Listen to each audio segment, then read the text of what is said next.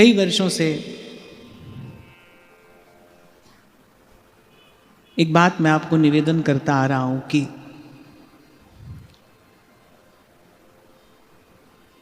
हमें गुरु नहीं खोजना है, हमें शिष्य बनना है।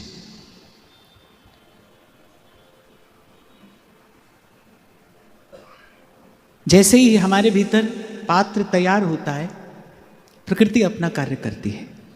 शिष्य बनना अर्थात जब आपके भीतर श्रद्धा सक्रिय हो जाए। श्रद्धावान लभते फलम, जो भी फल है वो क्रिया से नहीं है, वो श्रद्धा से है। और शिष्य वही जिसने श्रद्धा को पूर्ण रूपेण प्राप्त कर लिया है। जैसे ही वो श्रद्धा रूपी तत्व हमारे भीतर सक्रिय होता है, सृष्टि के कण कण में छिपा जो गुरु तत्व है वो भी जागृत हो जाता है। ये जो संवाद है जिसकी आप और मैं चर्चा कर रहे हैं, इसका वस्तुतः रहस्य जो है वो यही है कि जैसे ही हमारे भीतर शिष्यत्व जागृत होता है, जैसे ही हमारी श्रद्धा सक्रिय होती है, ऐसे ही सृष्टि के कण कण में व्याप्त जो गुरु तत्व है वो भी जागृत हो जाता है, हमारा मार्ग प्रशस्त करने लगता है। यही बात श्री दत्तात्रेय जी महाराज यदु से कह रहे हैं कि इस सृष्टि के कण कण से मैंने सीखा है। पृथ्वी, जल, अग्नि, वायु, आकाश, सूर्य, चंद्रमा, इन सब से मैंने शिक्षा प्राप्त की है। इन सब से मैंने कुछ ना कुछ आलोक पाया है। पृथ्वी से क्या सीखा? धैर्य और क्षमा। जल से मैंने सीखा कि कैसे जीवन में मृदुता रहे, स्निग्धता रहे, पवित्रता रहे। अग्नि से मैंने सबको स्वीकार करना सीखा। वायु से क्या सीखा? वायु से मैंने सीखा कि कैसे सबके संग रहकर असंग रहना है। ग्रीष्म ऋतु समझती है वायु हमारे पक्ष में है, शीत ऋतु समझती है वायु हमारे पक्ष में है। ग्रीष्म ऋतु में गर्म हवा चलती है, शीत ऋतु में ठंडी हवा चलती है, पर वायु किसी के भी पक्ष में नहीं है। तो सबके संग रहते हुए कैसे असंग रहना है, ये मैंने वायु से सीखा। आकाश से सीखा मैंने किस प्रकार निर्लिप्त रहना है। चंद्रमा से मैंने सीखा किस प्रकार हमसे, हमारे माध्यम से किसी के जीवन में कुछ शीतलता आ जाए। सूर्य से मैंने क्या सीखा? महर्षि दत्तात्रेय कहते हैं सूर्य से मैंने सीखा कि वो स्वयं तपकर, वो स्वयं जलकर सारे संसार को प्रकाश देता है, जीवन दान करता है। एक और बात सूर्य से सीखी, आप देखो जेठ आषाढ़ के महीने में सूर्य जो हैं वो जल खींचते हैं और फिर सावन और भादों में बरसा देते हैं। कहने सूर्य से मैंने ये बात सीखी कि ग्रहण भी करिए पर उसका त्याग भी करिए। केवल पकड़ना ही नहीं है, संसार में आकर केवल पकड़ना ही नहीं है, पकड़ना भी है और उसको छोड़ना भी है। आपको छोड़ना भी आना चाहिए। आप देखो यहीं पर हमसे चूक होती है। कमा तो लेता है प्रत्येक व्यक्ति, छोड़ नहीं पाता। कमा तो सब लेते हैं थोड़ा घना, पर व्यक्ति उसको छोड़ नहीं पाता। शरीर जर्जर हो जाता है तो भी चाबी का गुच्छा अपने पास में लटका ही रहता है, अपने हाथ से किसी को देने की इच्छा नहीं होती। सूर्य क्या सिखाते हैं? सूर्य ये सिखाते हैं ग्रहण करिए और उसका त्याग भी करिए। आपको स्मरण हो, पूर्व भी हमने इस विषय पर चर्चा की थी कि संसार ऐसा चक्रव्यूह है, इसमें हमें घुसना तो आता है पर निकलना नहीं आता। इस संसार रूपी चक्रव्यूह में हम घुस तो जाते हैं लेकिन हमें निकलना नहीं आता। और चक्रव्यूह से निकलने की युक्ति या तो श्री कृष्ण जानते थे जैसे, या अर्जुन, ऐसे इस संसार रूपी चक्रव्यूह से निकलने की युक्ति भी या तो भगवान जानते हैं या भक्त जानते हैं। तो भक्त और भगवान से चक्रव्यूह से बाहर निकलना भी सीखना है। संसार की सब वस्तुएं भगवान ने आपके मेरे उपयोग के लिए बनाई है। इस संसार में जो कुछ है वो भगवान ने मनुष्य के लिए बनाया है, हमारे उपयोग के लिए बनाया है। तो ग्रहण करिए पर साथ साथ में त्याग की वृत्ति भी हमारे जीवन में हो। हम पकड़े पर हम साथ साथ में छोड़े भी। नियत हो, हमारे भीतर संकल्प हो। हमारे पूर्व के समय में यही व्यवस्था तो थी कि एक समय तक कोई ब्रह्मचारी रहेगा, फिर एक समय तक कोई गृहस्थ रहेगा, फिर उसके समय आने पर वो वानप्रस्थ हो जाएगा और फिर अंत तक तो प्रत्येक व्यक्ति यहाँ सन्यासी हो जाएगा। ऐसी बड़ी सुंदर व्यवस्था थी कि इतने समय के लिए संसार में रहना है, फिर इतने समय के बाद प्रभु की ओर देखना है और फिर एक समय आने पर चल देना है। ग्रहण भी करना है पर साथ साथ में त्याग भी करना है। तो मेरे सूर्य से मैंने ये बड़ी महत्वपूर्ण बात सीखी। सूर्य एक समय पर जल खींच लेते हैं, फिर एक समय पर उसे छोड़ देते हैं। तो कुछ पृथ्वी से सीखा, कुछ जल, अग्नि, वायु, आकाश से सीखा, सूर्य चंद्रमा से सीखा। फिर उसके बाद कहते हैं यानी उसके बाद मैंने एक बड़ी सुंदर शिक्षा पाई कबूतर और कबूतरी के एक जोड़े से। अच्छा देखो, संसार की दृष्टि में जिस जिस वस्तु को श्रेष्ठ माना जाता है, अध्यात्म की दृष्टि में, परमार्थ की दृष्टि में उसी को हे माना जाता है, उसी को त्याज्य माना जाता है। संसार की दृष्टि में बहुत धन हो, बड़ी संपत्ति हो तो कहेंगे बहुत बड़े आदमी है, और परमार्थ की दृष्टि से कोई देखेगा तो बोले उतनी ही चिंता है, उतना ही क्लेश है, उतना ही जीवन में अनर्थ होगा। संसार में विवाह उपरांत अगर किसी का बालक ना हो तो व्यक्ति क्या क्या प्रयास नहीं करता, द्वार द्वार पर जाकर माथा रगड़ता है, कोई वैद्य और कोई झाड़ फूंक करने वाला नहीं छोड़ता कि किसी प्रकार संतान हो जाए। और परमार्थ की दृष्टि से देखो तो साधु समझता है भाई पूर्व का लेना देना बचा ही नहीं होगा। संसार में संबंध किसके होते हैं? संसार में संबंध उसी के तो होते हैं जिसका पूर्व का लेना देना अभी बाकी है। जिसका पूर्व का लेना देना बचा नहीं, उसके संबंध क्यों बनने लगे? संबंध होते क्या है? कुछ लेना और कुछ देना, इसी का नाम संबंध है। तो संसार की दृष्टि में जो श्रेष्ठ है, परमार्थ की दृष्टि में वही है, वही त्याज्य है।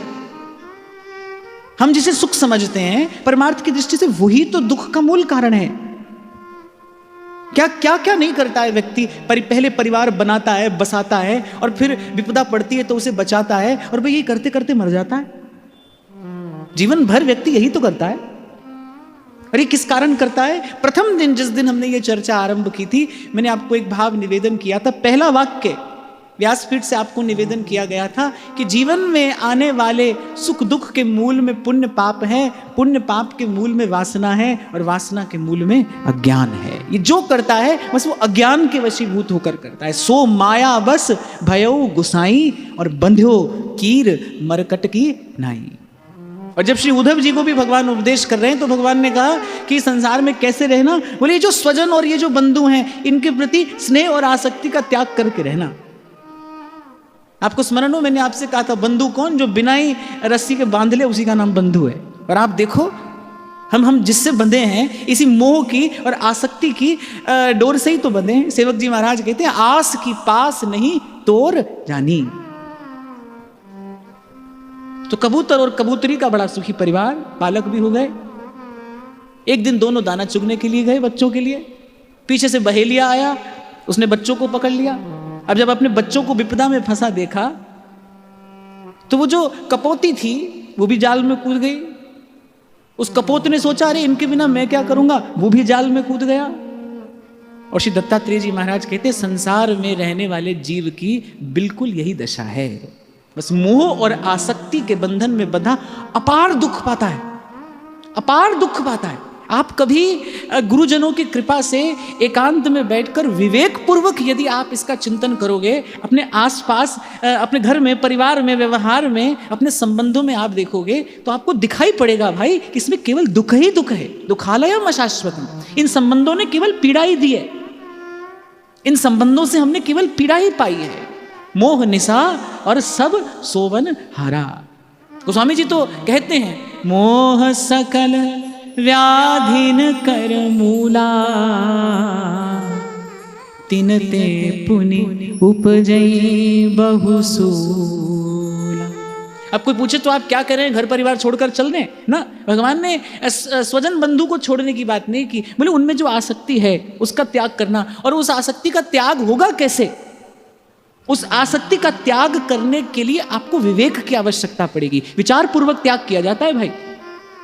संसार का ग्रहण भी विचार से ही किया जाता है, संसार का त्याग भी विचार से ही किया जाता है। और उस त्याग का विचार करने के लिए वैराग्य और विवेक की आवश्यकता है। और ये संपत्ति गुरुजनों के पास से पाई जाती है, ये संपत्ति सत्संग से मिलती है।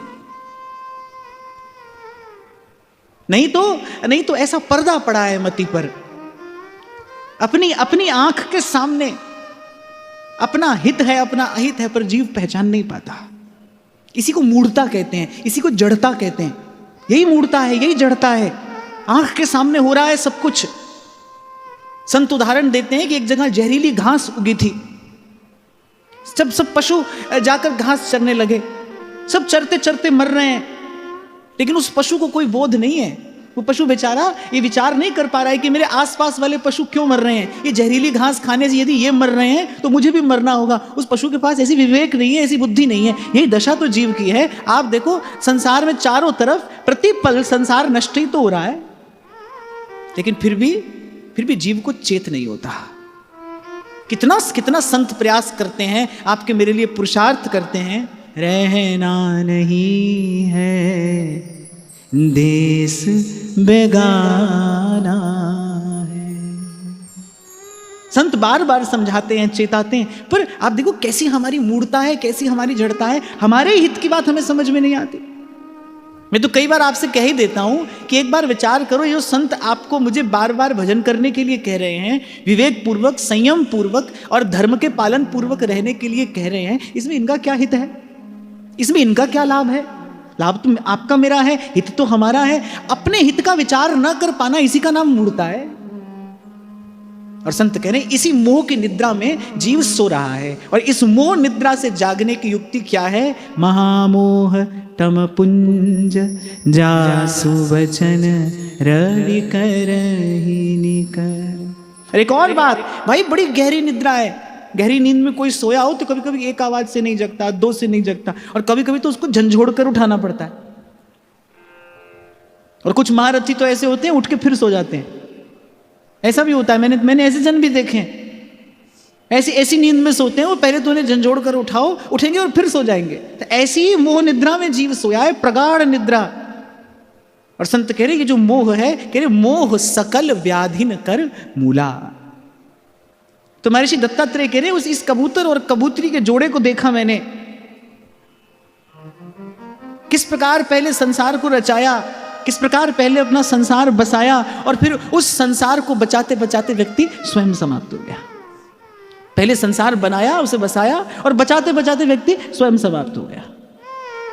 तो रहना तो है भाई संसार में, रहना तो है, पर सावधानी पूर्वक रहना है। और ये जो अभी आपको मैंने निवेदन किया ना कि सूर्य से क्या सीखा, ग्रहण भी सीखा और सूर्य से त्याग भी सीखा। आप अपनी बुद्धि में इस विचार का दीपक हमेशा जलाए रखिए कि जो मिला है वो जाएगा।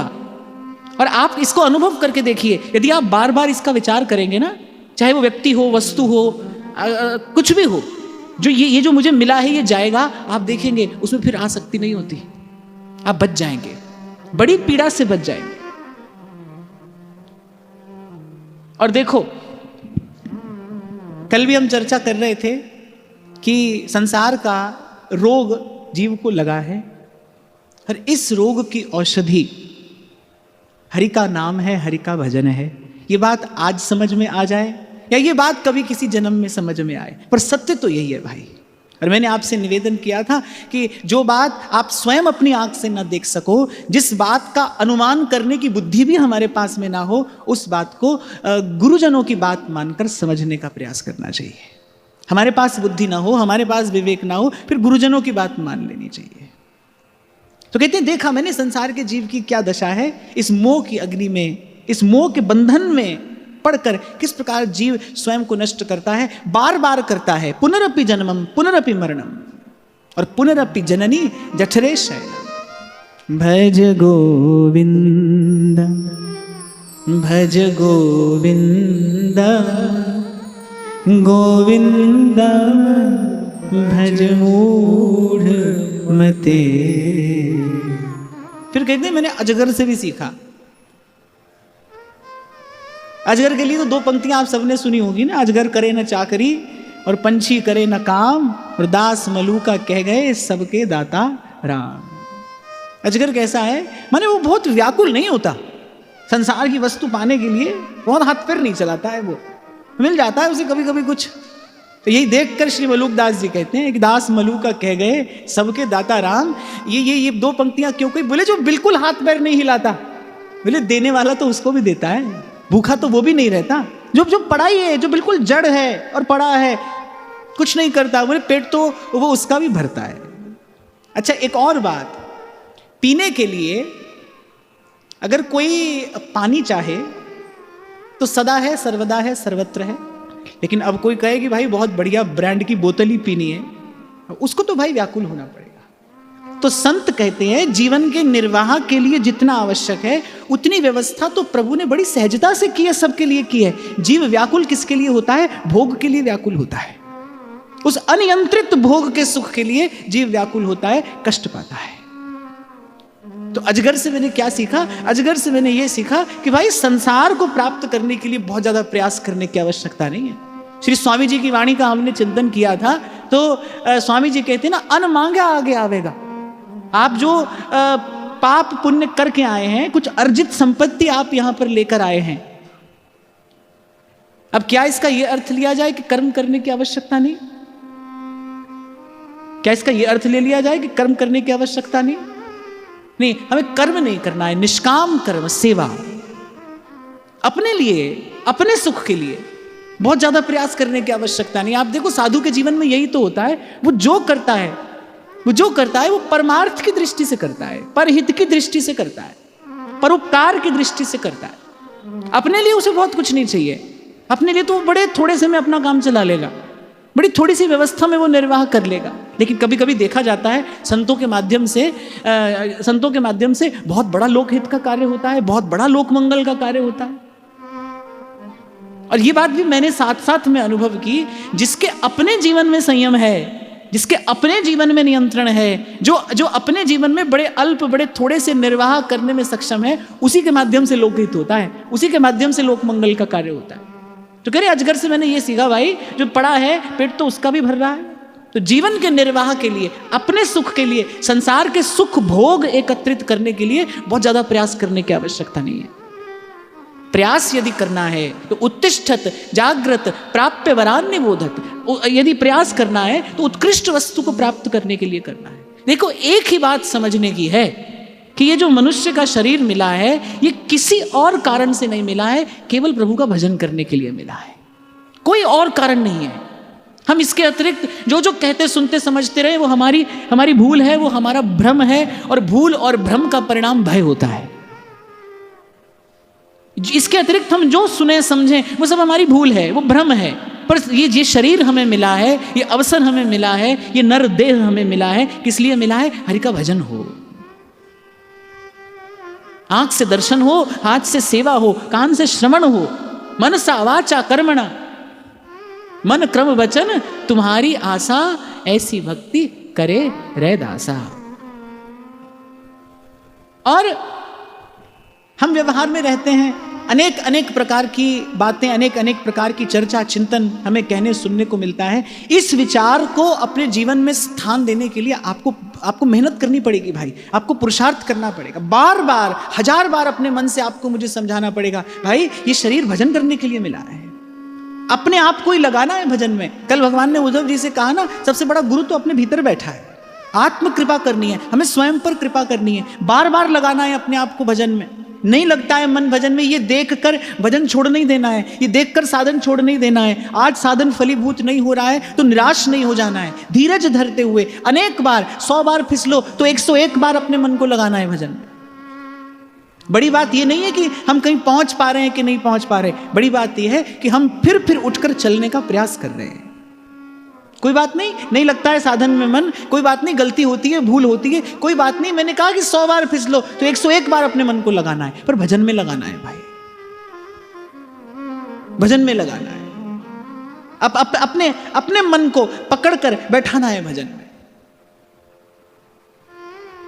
कहत कबीर सुनो भई साधो, कहत कबीर सुनो भई साधो, सतगुरु नाम ठिकाना है, सतगुरु नाम ठिकाना है, रहना नहीं है देश बेगाना।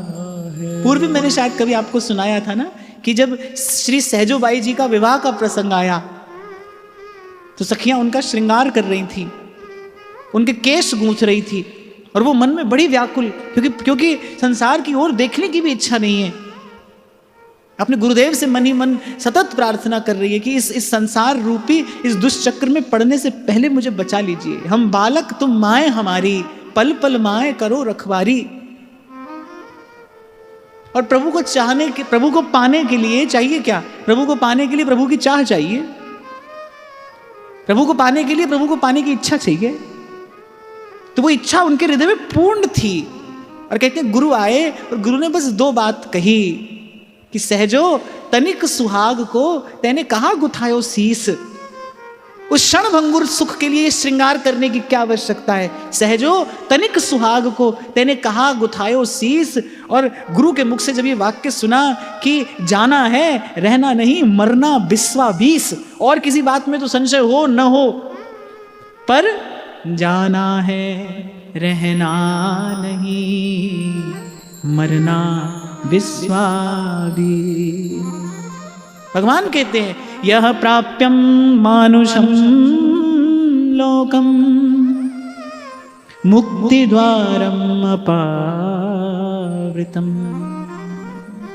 भगवान ने कहा ये क्या है? मुक्ति का द्वार है। और मुक्ति का द्वार भी कैसा है? मुक्ति द्वारम अपावृतम, खुला हुआ मुक्ति का द्वार है। साधन धाम मोक्ष कर द्वारा, पाई न जिहि परलोक संवारा। ये अवसर पाकर भी अगर कोई चूक जाए तो फिर ध्रुवदास जी कह रहे तहाँ को रहिए रोए, वो अभागा है। भगवान ने कहा कि जिसे ये लोक मिला, जिसे ये अवसर मिला, मुक्ति द्वारम अपावृतम, खुला हुआ मुक्ति का द्वार है, कुछ भी नहीं करना है। और जिस युग में आप और मैं यहाँ बैठे हैं, यहाँ इससे सरल विधि तो किसी समय उपलब्ध हुई ही नहीं। भक्तमालकार कहते हैं और जुगनते कमल नयन कलिजुग बहुत कृपा करी। कुछ भी नहीं करना है, कुछ भी नहीं करना है। हरि का नाम रटो मेरे भैया, हरि का नाम रटो मेरे भैया, इसमें बरस महीना क्या, हरि नाम नहीं तो जीना क्या, हरि नाम नहीं तो जीना क्या, हरि नाम नहीं तो जीना क्या, हरि नाम नहीं तो जीना क्या। तो कह रहे और जुगनते कमल नयन कलिजुग बहुत कृपा करी। अगर कलयुग के कुछ दोष हैं तो फिर कलयुग का ये गुण कितना बड़ा है। कोई भी साधन नहीं करना, एहि कलि करम न धर्म विवेकू, राम नाम अवलंबन एकू। और श्री ध्रुवदास जी श्री ठाकुर जी के नाम की महिमा बताते हुए कहते, बोले खेलत हंसत अजान, कैसे हूं हरि नाम ले, खेलत हसन अजान, ताहू को दे देते हैं उत्तम गति भगवान। खेलते हंसते अनजाने में भाएं कुभाएं, कोई भी हरि नाम ले ले तो श्री ठाकुर जी उत्तम गति प्रदान करते हैं। और कोई प्रेम से गाए फिर तो कहना क्या। नामदेव रस प्यारे अनुपम, सफल बना ली काया, ओ भैया रे सफल बना ली काया। देखो कोई भी संप्रदाय हो, कोई भी गुरु हो, कोई भी मंत्र आपको मिला हो, पर कलयुग का धर्म क्या है? कलयुग का धर्म तो ये है। रैदास जी ने मीरा जी के कान में क्या कहा? बोले बस बेटी हरिगुण गाना, बस। और मीरा कहती है गाया गाया हरिगुण गाया, और काल ब्याल सो बाची। माई री माई सांवरे रंग राजी, माई री माई सांवरे रंग राजी। श्याम बिना जग खारो लागे, श्याम बिना जग खारो लागे, जगरी बाता काची। माई री माई सांवरे रंग राची। गाया गाया हरि गुण गाया, गाया गाया हरि गुण गाया। श्री चैतन्य महाप्रभु कहते हैं, हे प्रभु, न इसमें देश काल का कोई विचार है, न पात्र पात्र का विचार है, न योग्य योग्य का कोई विचार है। पतित से पतित भी नाम जप का अधिकारी है। मैली कुचैली अवस्था में भी आप और मैं कोई साधन कर सके न कर सके, पर नाम का आश्रय लिया जा सकता है, नाम का आश्रय लिया जा सकता है। और वैसे तो भाई देखो, ये जितना स्नान ध्यान है ना, ये सब बात एक और की है। जीव शुद्ध तो हरि नाम से ही होता है, हरि नाम से ही होता है। कितना भी बड़ा अनुष्ठान कोई कर ले, पर उस अनुष्ठान में कोई भूल हो जाती है, त्रुटि हो जाती है, तो अंत में भगवान का नाम उच्चारण करके ही उसका समाधान किया जाता है।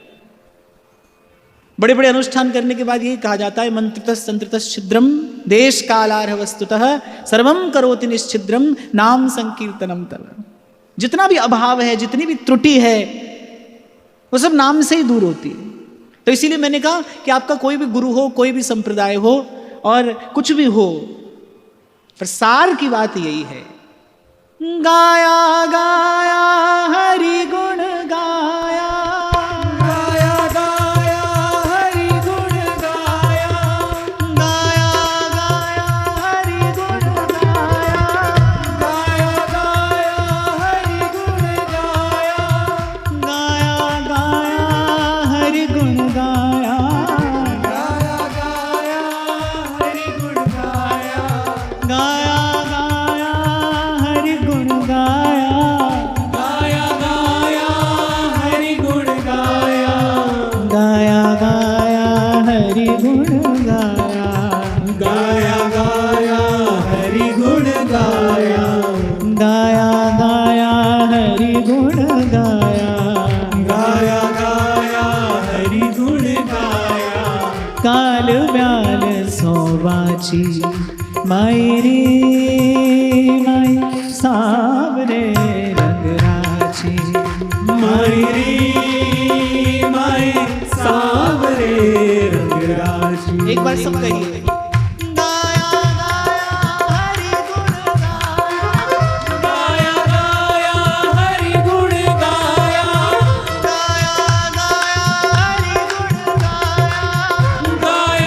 गाया हरि गुण गाया, गाया गाया हरि गुण गाया, गाया गाया हरि गुण गाया, गाया गाया हरि गुण गाया, गाया गाया हरि गुण गाया, गाया गाया हरि गुण गाया, गाया गाया हरि गुण गाया, गाया गाया हरि गुण गाया, गाया गाया हरि गुण गाया, गाया गाया हरि गुण गाया, गाया गाया हरि गुण गाया।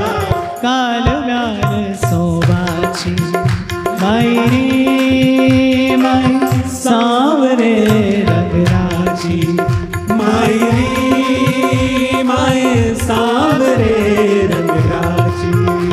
जय जय राधा रमण हरि बोल, जय जय राधा रमण हरि बोल, जय जय राधा रमण हरि बोल, जय जय राधा रमण हरि बोल, जय जय राधा रमण हरि बोल, जय जय राधा रमण हरि बोल, जय जय राधा रमण हरि बोल, जय जय राधा रमण हरि बोल। देखो, स्तुति करनी आती हो नहीं आता हो, कोई स्तोत्र आपको याद हो नहीं याद हो तो बहुत अच्छी बात है, नहीं हो तो मैं कहूंगा और अच्छी बात है।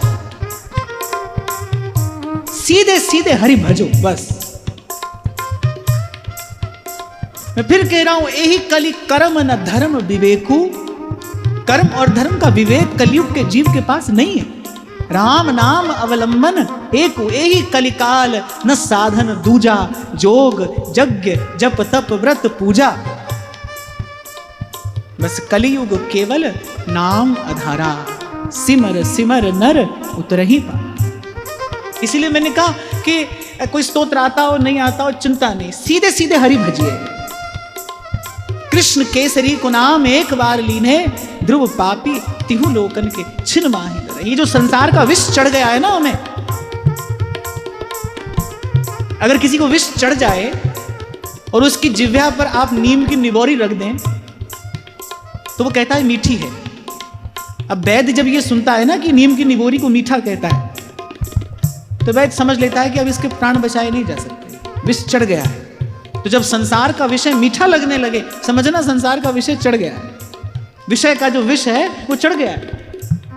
और इस विष को उतारने की एक यही युक्ति है। जय जय राधा रमण हरि बोल, जय जय राधा रमण हरि बोल, जय जय राधा रमण हरि बोल, जय जय राधा रमण हरि बोल, जय जय राधा रमण हरि बोल, जय जय राधा रमण हरि बोल, जय जय राधा रमण हरि बोल, जय जय राधा रमण हरि बोल, जय जय राधा रमण हरि बोल, जय जय राधा रमण हरि बोल, जय जय राधा रमण हरि बोल, जय जय राधा रमण हरि बोल, जय जय राधा रमण हरि बोल, जय जय राधा रमण हरि बोल,